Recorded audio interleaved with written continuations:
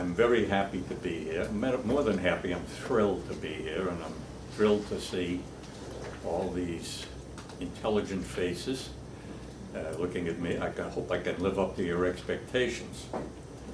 I've been at this for 25 years now, and I never intended to get deeply involved with it. In all frankness, I did want to see an alternative methodology for people to have mutual aid without necessarily going to AA and NA, because in my experience as a physician, I found many people who either couldn't benefit from it or didn't benefit from it or wouldn't go to it for one reason or another. And there just was really no place for them to go. In that era, psychiatrists didn't want them, really didn't know how to help them. And there were very few so-called addictionologists around. None of them seemed to be very interested in what I was trying to start as an alternative. And eventually it fell into my lap that if I didn't get involved, it was going to die after I'd invested a lot of time and energy in... Turn on the sound. Okay, thank you. You're on now. Okay. After I'd put in a lot of time and energy in getting the thing started. So I eventually had to take over as facilitator at the first group. And as soon as I did that, I was very engaged, because I saw what a remarkable effect it was having on people, and how many people were there who didn't seem to get anything to resonate with them from a 12-step approach, and who were very enthusiastic about this approach. And a few weeks later, I got a call from somebody in Shrewsbury. Said he had a room in a library, wanted to get a meeting started there, and I said, oh my God, it's 40 minutes each way from Boston.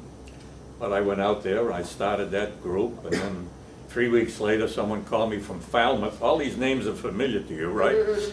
From Falmouth, said, hey, I have a room in the basement of the Falmouth Synagogue. Can you come out here and get a meeting started? And, well, what can I say? That was 3,000 meetings ago, 3,000. My wife's sitting over here. She's done 1,000, because she said, hey, I'll never see you if I don't start doing it.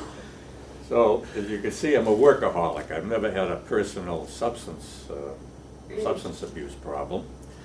But it's just thrilling to see what's come of this. We now have over 1,000 meetings worldwide, over 1,000. That's dwarfed by the 12-step, but it's number 2. And being number 2 in the world isn't bad in anything, probably. I want to start off in the beginning of the day, rather than talking a lot about smart recovery, what's happened, how it developed, where it's going, and so forth. When you're bright, cheery, you've just had your cup of coffee, have a lot of energy, I want to do the hard work, the intellectual work. And at the end of the day, we'll talk about things that are easier and more fun to assimilate. So I'm going to start off with a technique called hierarchy of values. Now, we started off Smart Recovery. It was actually Ration Recovery. There's one of the alumni from that era here, up till 1994. Then we switched the name and the style of the program to Smart Recovery. And the reason was we weren't smarter than anyone else, but it was very difficult to find a name that you can trademark, a familiar name. That's why you have companies like Exxon and with 2 X's and 3M and so forth. So we came up with SMART, and then afterwards we backfilled the acronym to Self-Management and Recovery Training. It's kind of miraculous that it fit like that, but that's what we did. So the emphasis is a self-empowerment program, and it's an abstinence-oriented program. Now, like AA in its early years, they tried this, they tried that. They'd meet after the meetings, Bill W. and Dr. Bob and the other people. They'd sit around the table and they would decide, well, let's try this, let's try that, see what works. And over a period of about 10 years, they developed what crystallized as the AA program and then the NA program, and it's sort of remained crystallized ever since. We're still in the developmental phase after 25 years. One reason is that we're science-based, and as science keeps pushing its frontiers out, learning more, getting more information, we add that to our program. So we're constantly adding tools, techniques and things like that, because if you're science-based and science isn't static, you have to keep moving too. Now, you may recall ration recovery only had two modalities, coping with urges and using REBT to solve your problems. Well, pretty early we got rid of that solving your problems because nobody can solve their problems, okay? There's too many and they're too complicated, they're too contorted. All we can do is handle them better. We can do better at handling our problems. We can react more adaptively to our problems. We can do things to reduce the intensity of our problems. But it's not mathematics, folks, so we can't solve them, you know? We don't say this is, I forget what theorem it is, some Russian mathematician figured out 3 years ago, some theorem or other, been bothering mathematicians for years. Actually, I think they're still not 100% sure that he solved it, but they're pretty sure now. Eventually, they may be completely sure, but we can't be completely sure we solve our problems in everyday life. So one of the things that early on I recognized as I began to read the literature, especially about stages of change, was that there might be people at a recovery meeting who didn't want to recover. Seemed paradoxical to me, but so I had a meeting we had just started in Brookline, Massachusetts. I decided to find out for myself. So there were 12 people there. It so happened that that meeting, everyone's problem was in the alcohol arena. And I took a poll. I said, how many people here want to stop drinking? You have to answer yes or no. So 8 put up their hands yes, and I said, how many don't want to stop drinking? And 4 put up their hands no. Okay? So I said to myself, this is crazy. What are people coming to a recovery meeting for if they don't want to recover? So what do you think? What are they doing there? Easier, softer way. Yeah, maybe they find a softer way of doing it. Any other reason? None of them had to have a paper signed, so no one was under legal coercion to be there. Well, they want to drink moderately then. Yeah, so there are people there who figure, well, maybe they'll show me how to drink moderately, although we say we're abstinence-oriented. Are they in pre-contemplation, just want to examine and... Well, if they were in quiet? pre-contemplation, they wouldn't be there unless they were coerced. They couldn't be in contemplation, though. Yeah, yeah. Any other thoughts? Social club. Huh? Looking for a drinking partner. Okay. Well, that's not a good place to go look for a drinking partner. You go to a bar, yeah. Social. Social, under social coercion. Yeah. 2 of them said that their spouse or their partner said if they don't stop drinking, they're going to kick them out. So that was 2 of them. And one of them said he's not sure he's addicted. He knows he has a problem, not sure he's addicted. So he came to the meeting trying to figure it out, see what other people are doing, how bad they are, and where they are, and so forth. And then the 4th person said he just wanted to see what it was all about, you know, in the preparation phase. So these 2 people are in the preparation phase. They know they have a problem, and they're taking the next step, actually doing something about it. Not necessarily stopping, but actually doing something about it. They've moved into the preparation phase. Now, these phases may take a long, long time. So, or they may be instantaneous. I know 2 cases where people had 1 blackout, they said that's it, and they never drank again for many, many years. I met these 2 because one of them brought his wife in because she developed the problem, and in the course of the check-in, it became clear that he had 1 blackout. I won't go into the details, but anyway, that was 35 years ago. He woke up in a town, he didn't know where he was or something, and that was it, and he stopped. He never had a drink for 35 years, but now his wife, retirement, bored, started drinking, brought her in. The other person wrote a book about her experiences. She's now the head of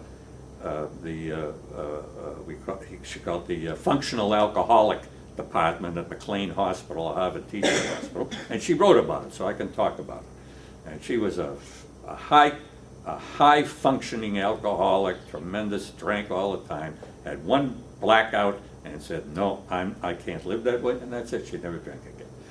So some people go from maybe even contemplation, maybe even she was probably in pre-contemplation. Pre-contemplation banged right into total sobriety.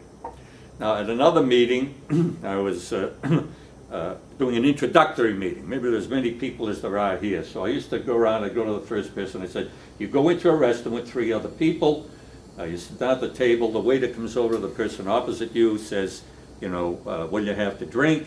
And then I change it each time as they go around, or I'd say, they come up to you and say, what do you want from the bar? And then I'd ask people, how do you feel? And what do you do? What do you order? And it's keep varying this, and then it makes it interesting for people to see. We want them to become aware of their thinking process and so forth. So I was going around, I got about the 5th person, and I got around to him in my little scenario, and said the other person, one had a Manhattan, one had a beer, and it comes around to you, what are you thinking, and what do you order? He said, oh, I'm not thinking anything, and I order a black coffee. I said, well, do you have an alcohol problem? He says, no. I said, oh, I'll just go on to the next person. And I started to go to the next person because, you know, I assumed he came with somebody. And he said, but I used to have an alcohol problem. I said, oh, how long ago? He said, 25 years. And I said, well, how'd you stop it? He said, I killed a 5-year-old kid with my car. So there's a guy who went from pre-contemplation to total cessation, again, very quickly. But often it takes years and years. And of course, that's not an advisable way to do it. So we used to have a telephone. I was going to say in our office. We never had an office in Massachusetts. The office was in Barbara and my kitchen.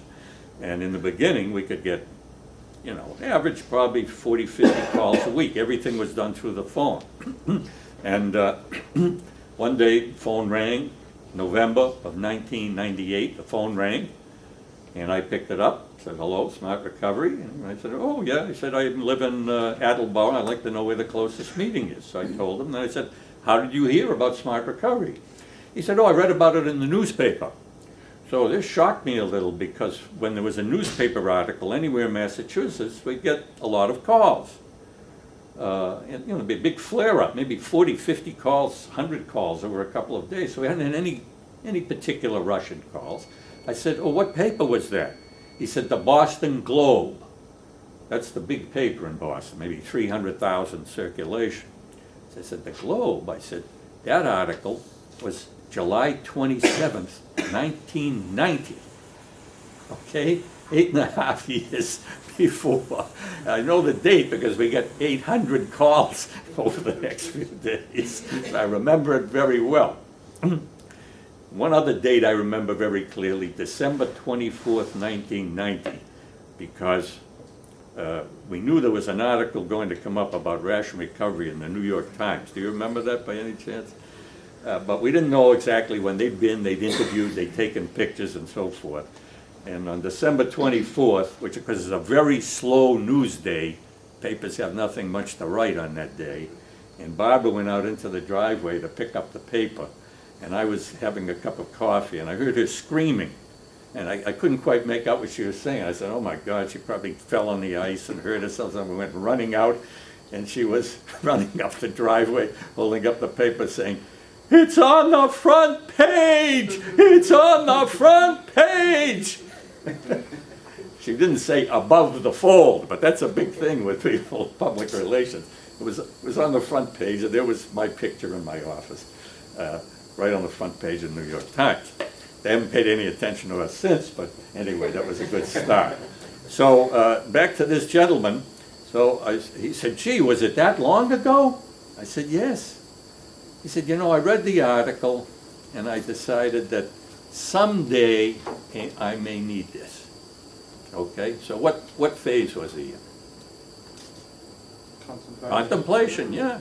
Some damage, he knows he has a problem, okay, but he's not ready to do anything about it. So he tears it out, puts it in his desk drawer. 8.5 years later, he decides, well, I better do something about this. Who knows what happened in the interim? Nothing good, obviously. Things piled up. Got, you know, the pile of, you know what, SHIT got high enough now. He says, okay, time to look into things. Not time to stop, time to look into things, get some information. Within a month, that's the definition of the preparation phase. You plan to do something within a month. And he planned. I don't know what he did, if he really did anything outside of call on the telephone, but it sounded serious, probably went to a meeting. So this is most often a long process as people go through it. And it fundamentally comes down to, I think, 3 possible ways that you enhance your motivation. One is they make you do it, okay? You're a physician, you're a dentist, you're a pharmacist, they get your license, they catch you coming in drunk or something, and, you know, stealing morphine from the medicine cabinet, and they say, this is it, you know, we got your license, we're going to be testing you, and blah, blah, blah, okay? So the results are pretty good in those people, nurses, because they've invested many years in getting their professional license, and they're going to lose it if they don't toe the line, so they do. So that's one way. Some people get there by coercion, but I think we're talking about 5%.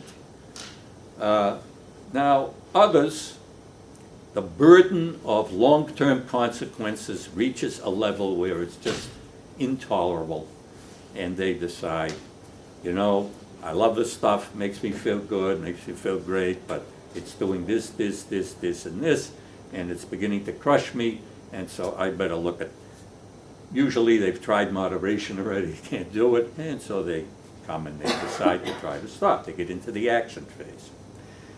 But the third phase took me a long time to assimilate. The conflict between a person's values and what they're doing in relation to their addiction. I'm embarrassed. It took me 15 years to figure it out, but at least I finally did. And it all happened in the middle of a meeting.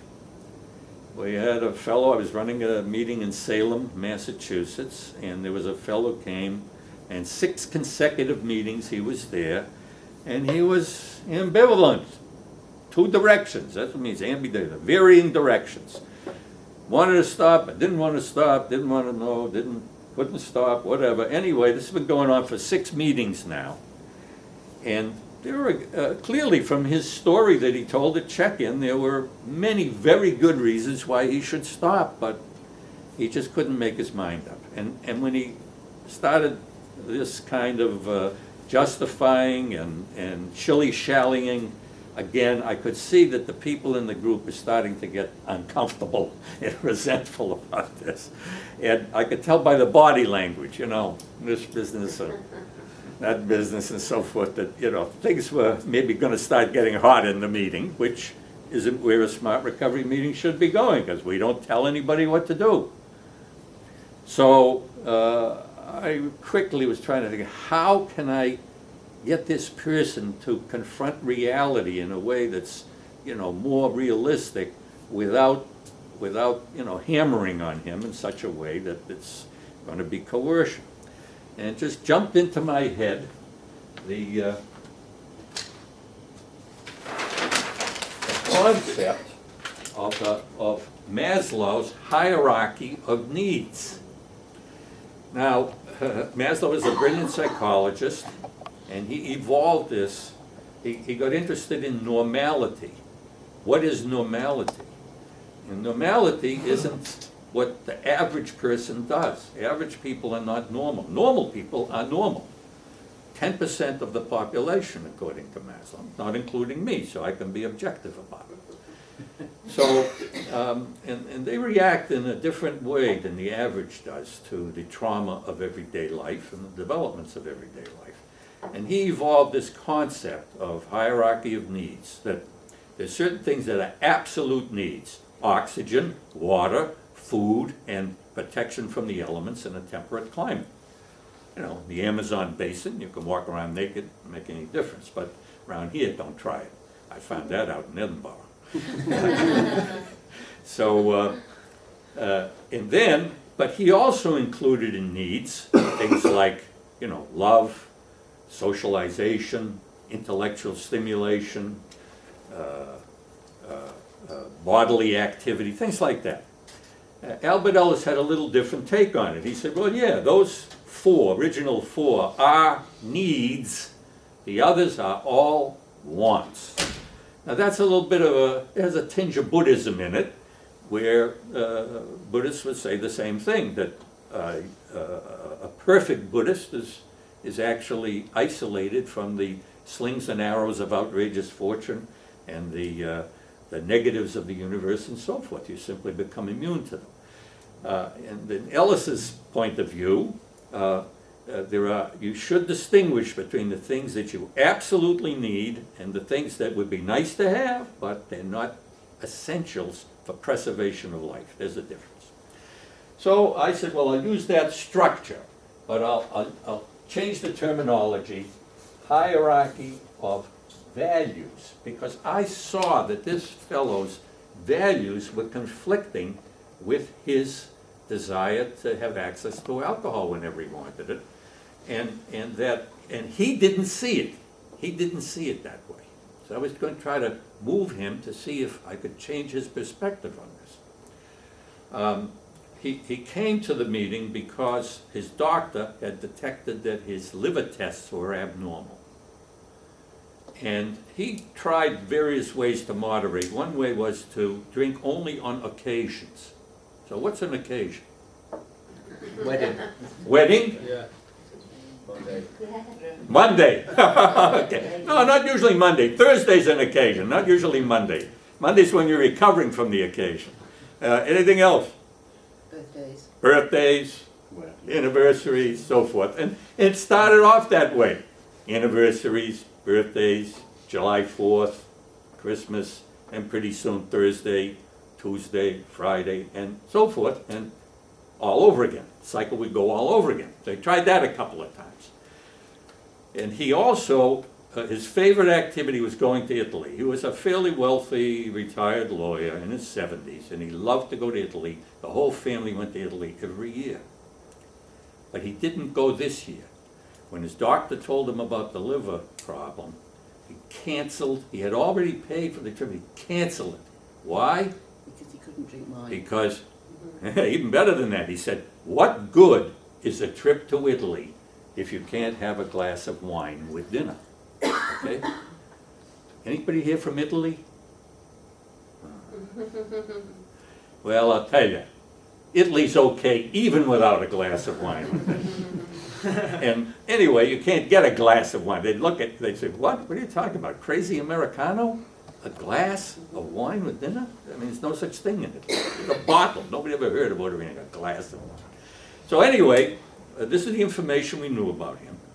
So I said, I want you to list in rank order of importance your values. So he said, 1, his wife, loved his wife.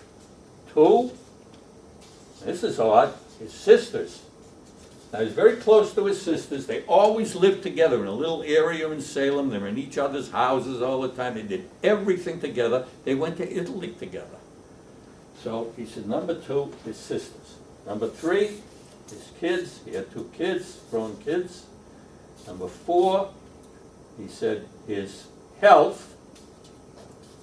And number 5, important value, trips to Bella Italia. Okay. Now, what's the next question I asked him? Where's alcohol? Where's alcohol here in this list? And he said, alcohol isn't a value. I said, how about access to alcohol? Is that a value? No, he said. I said, what's your wife think about you drinking? He said, she hates it. We argue all the time about it. How about the sisters? Same thing, they beg me to stop. How about the kids? Ditto. How about your health? That's self-explanatory. How about the trips to Italy? I canceled because of alcohol. I said, okay. Sounds to me like alcohol is a value. It's conflicting with every other value on your list in a very serious way. And of course, I mean, we all know, you know, when he was drunk, he was happy. Everybody else wasn't happy, and then he doesn't remember what the hell he did. Everybody else is a Puritan, and they don't want a guy to have fun, and so forth and so on. And this is how it goes, year after year after year. So anyway, this is the list. The list is a little different than he put down. So that's it. Using motivational interviewing, we dropped it there and we moved on. But the next meeting, we did the check-in, and he said, I've decided to stop drinking. So I said, sounds like a good idea. Sounds like a reasonable idea. Anyway, that's how it went. As far as I know, he did stop. And I said, wow, this is pretty potent. Now, I've done this about 100 times now, over 100 times. And the amazing thing is, 98% of the time, 97% of the time, people never mention the substance or the behavior with which they are totally obsessed and which is screwing up their entire life and all of their activities and their social commitments and their health and their finance and everything else, never mentioned in their list of values. So there is a fundamental dichotomy, a split in how people think about this. They obscure, they obstruct the reality of the impact of their behaviors on what they say is important to them as a defense mechanism against the recognition of it. When you recognize it, then you know it's time to stop it. Now, I couldn't figure out for a long, long time how do people do this? I mean, this is kind of dramatic. Now, I did have a few people who mentioned abstinence or sobriety, but very few. Matter of fact, 5. Maybe I did 110 times. Only 5 people ever mentioned anything to do with the substance of the behavior. That's pretty amazing. It's as if it didn't even exist. And yet they're at a recovery meeting and it's a fundamental problem in their life. So I found out that the reason 4 of them mentioned it was because I provoked it. I provoked it by saying, who wants to do an exercise? Okay? So who do you think volunteers? The most motivated person. Yeah, the people who are really motivated and they're really doing it, you know. And I found this out when I was presenting this to our, we have a training every month for our facilitators in Massachusetts, and I presented this and said that, you know, he said, you know, I tried it this week, and the first thing the man said was abstinence.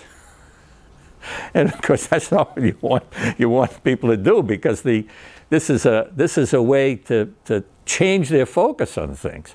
So if they start off with abstinence, well, they already got the punchline. So the joke's over, right? So I couldn't figure this out. You know, he tries it the first time, and the person comes up and says abstinence. But driving home, I figured it out. He did what I had done twice, and both times at a Center for Homeless Addicted Men. So think about that. Homeless addicted men. These are really the people who have totally hit bottom. And they're getting like 8 hours a day of meetings and social workers and everything else. So abstinence is the first thing in their mind, and the second thing is they know the lingo, and they know what the counselors want to hear and everything else. And maybe sincerely, they're saying, if I don't have abstinence, number one, this is what my life is going to be. I'm down the drain. Incidentally, we don't have old drug addicts in the U.S. This was interesting. It's one of the beauties of circulating internationally. So, because here, people can get the drugs made by pharmaceutical manufacturers, whereas in the U.S., most people who are addicted to drugs are getting street heroin. So, we have more deaths from heroin overdoses than from automobile accidents now in the U.S. So, I mean, there's almost no such thing as an old drug addict. When I was a resident at Bronx Municipal Hospital in the 60s, we had a drug addict there, a heroin addict, was 50 years old. And I saw one of the residents, other residents came down, he came up to me, he said, "Hey, Joe," he said, "where's this 50-year-old drug addict?" I said, "Well, in that room over there." And he went over and whoa, I mean, this is a rara avis in America. So the destructiveness of this is much more evident. So in this place, I had asked, who wants to do this exercise? This is just a mistake. So you only want to bring this out when people are ambivalent. They're not getting out of the preparation phase, and they just can't make their minds up, and they're going back and forth. You've heard their story, you know it's terrible, it's awful, it's obnoxious, it's destructive, it's life-threatening, and they just can't step over that line. It's a very difficult line to get over. So this is when you can bring this out. Now, it seems to be universally, now that people say this is a powerful tool. Two of the people on our board currently in America say this is what turned them. This is what finally got them to say, hey, this is totally destructive. I can't do this anymore. So now, there were some other interesting developments here. I did this once. Every time I do it, I learn something. Incidentally, people don't say, I say, what are your values? People don't say democracy, freedom, right to vote, diversity, equality. No, they never mention those things. The personal, they seem to take it as it seemed to relate it to their personal, intimate life. Sometimes we get career, number one. Seen that 3 or 4 times. Must be, of that 110 people, 30, 40 must be religious. Never mentioned. One mention of religion, and that was a guy who was learning Greek so he could read the Bible in the original. I didn't disabuse him that the Bible wasn't originally written in Greek, but anyway, that's close enough. That's, 2,400 years, that's close enough. So, so there is a subtle understanding of what this means to people. Now, I did have one person in the prison who did it, and he said, number one, career. He built 2 businesses and crashed them both through alcohol. And then he said financial stability, obviously important to him. 3, romantic relationship. And 4, he said abstinence. So what do you think about that one? Without abstinence, he loses all the others. Yeah. So that's interesting. So I said to him, his name was Joel. He's now running a group, a smart recovery group in a minimum security prison. He graduated from the felony prison. So I said, hey, why did you make this number 4? He said, well, I know it should be number 1, he said, but I don't think I can do it. So I put it number 4. Well, that's an interesting object. We had a little discussion about that, but I think the whole group agreed that if it wasn't number 1, it wasn't going to happen. There's no point writing it down at all if it's not number 1. So, and again, these are the very rare instances of what people do. Now, I tried it. I do an introductory meeting at a hospital every week. And at the end of the meeting, I like to leave 10 minutes. I explain to them what it's all about, where the meetings are, and all about the web meetings and so forth. And then I like to leave 10, 15 minutes. I said, would you like to do a tool? You'll get an idea what goes on at a meeting. And everybody said, yeah, okay. So I said, was there anybody here who isn't sure about whether or not they want to stop whatever they're doing? And this young man put up his hand and said, yes. So I figured he was about 25 years old. And he had an interesting history. He said, I drank too much. I had a lot of problems with alcohol. So 2 years ago, I stopped.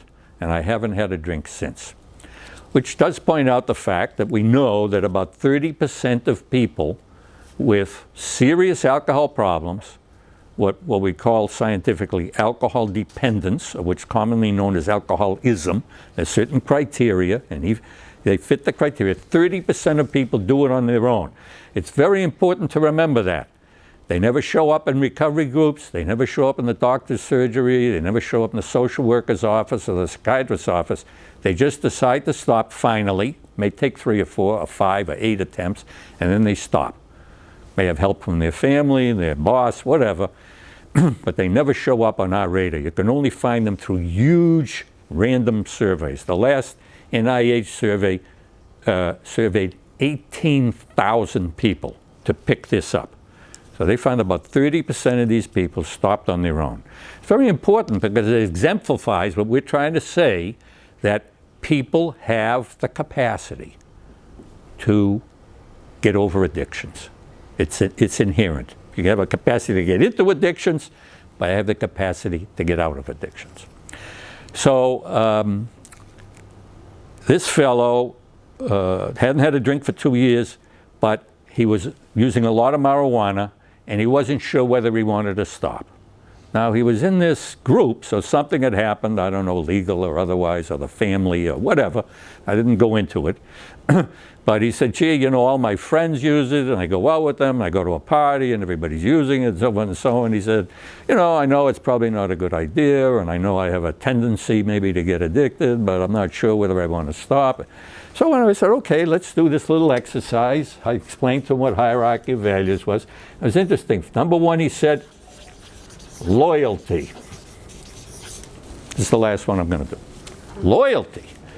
I did it over 100 times. I never heard this. Okay, never. So I said, loyalty to your family, loyalty to your friends, loyalty to your country. He said, loyalty to my friends.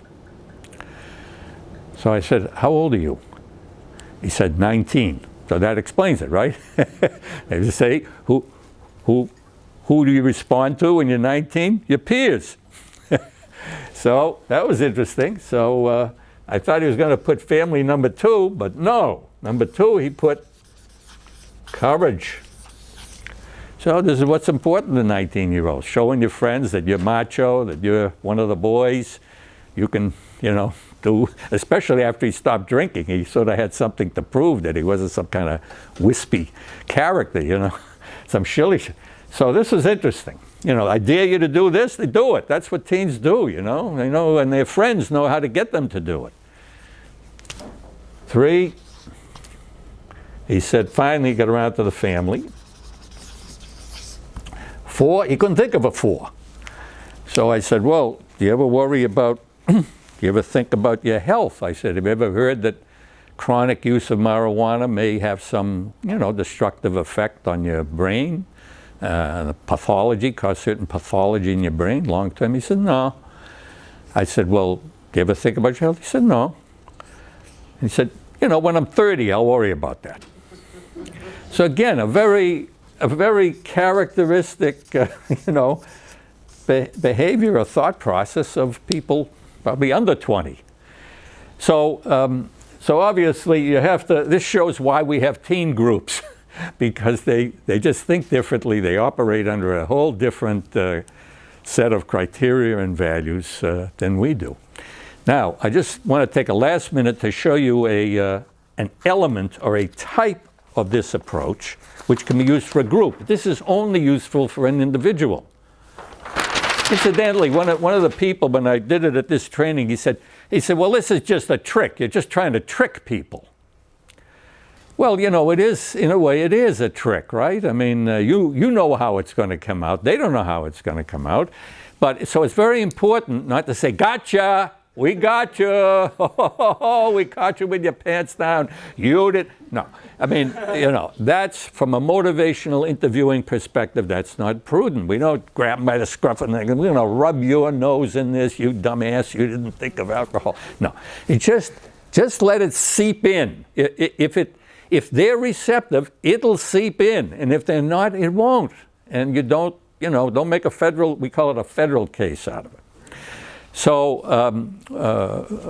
one of our facilitators came up with this idea for group. She said, well, let's do an HOV for the group, and let's write down all our values. So now it's interesting. As a group, you get a different set of values. Here's the kind of values you get. Integrity, honesty, reliability, passion, freedom. So it's interesting, in a group situation, people generalize it. And I've been where we had 15 different values down. And then we go around and we ask the question, how does an addiction affect your integrity? That one's easy. How about your honesty? How about your reliability? How about your family? How about your passion? How about your freedom? Okay, so we end up always with everything crossed out. So I think this is powerful as well. They see that all these things that they claim to be important to them and valuable to them are suppressed and subverted by the addiction. So anyway, that's this approach. I think we don't have any data on this, but the general concept seems to be that it's a very powerful motivator for people. Okay, going to end there. Time for one question? One question. Or comment or critique. So you see, critiques have been very valuable in how we developed this and how we did it. So we're open to critiques. Does the hierarchy of value become a dynamic thing like the CVA does, where it changes over time as the person changes, blah, blah, blah? Or is it pretty much a one-off kind of thing? Well, I mean, a person could keep doing it, but really, the impact is a one-time thing. Once you do it, if you've done this, and you have to admit to yourself all of this detrimental impact on the things that you say you value highly, I think that's it. You either accept that, and that becomes part of your thinking process, or you just go back to pushing it into the need category. You know, Jack Trimper used to do presentations, and people say about rational recovery, well, is this a cure? Can you cure people? And he said, you're cured when you don't drink, no matter how bad it gets. Okay? So that's really, either you recognize that ethos or you don't. If you always going to consider it in the need category, it's there if you need it. If things get bad enough, I got this little hip flask hidden in my, tied to my leg with an elastic, just in case things really get bad. Then obviously you're not over the problem, So either you take it out of the need category or you don't take it out of the need category. And that's really the ultimate question. Now, it doesn't mean on doing it one time somebody will get this, but hopefully it gets a little circuit going in your brain that changes the way you view it. And you see that incontrovertibly it is destructive to your values. There's no way to get around it by cognitive tricks. That's really either you do or you don't. Last question. Okay.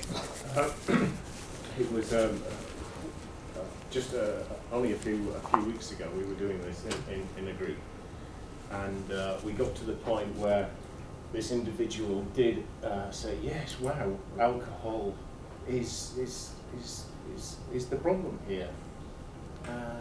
But then somehow the discussion went on to, but I don't need to put abstinence as my new number one value, because there was a time in my life when I was able to control alcohol. It wasn't a problem. So my goal, if you like, is to return to the point at which I could control it.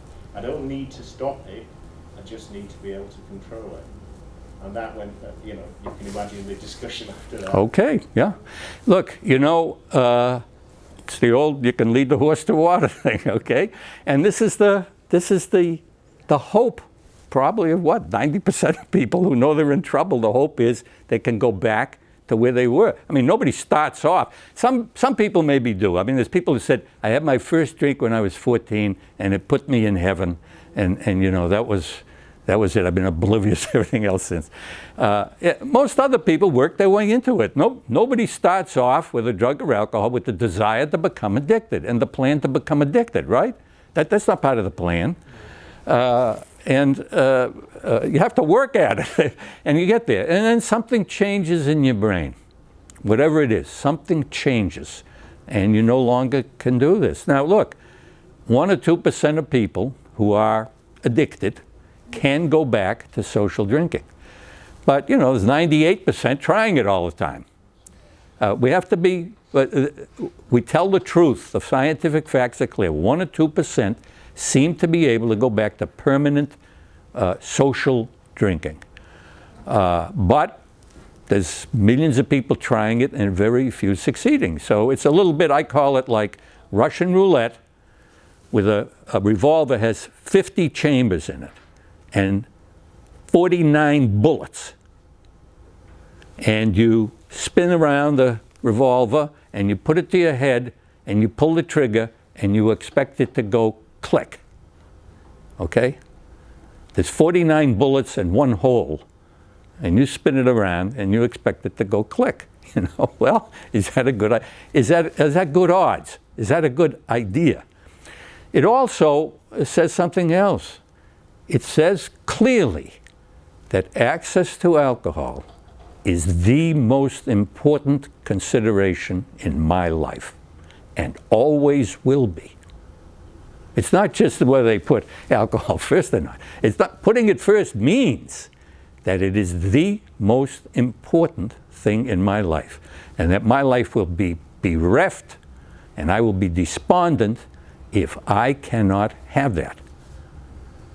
I mean, that's what it means. A person is saying, my life will never be complete, will never be full, will never be satisfying if I don't have access to alcohol. And if you believe that, as long as you believe that, you're not going to, either you're not going to stop or you're not going to have a happy sobriety.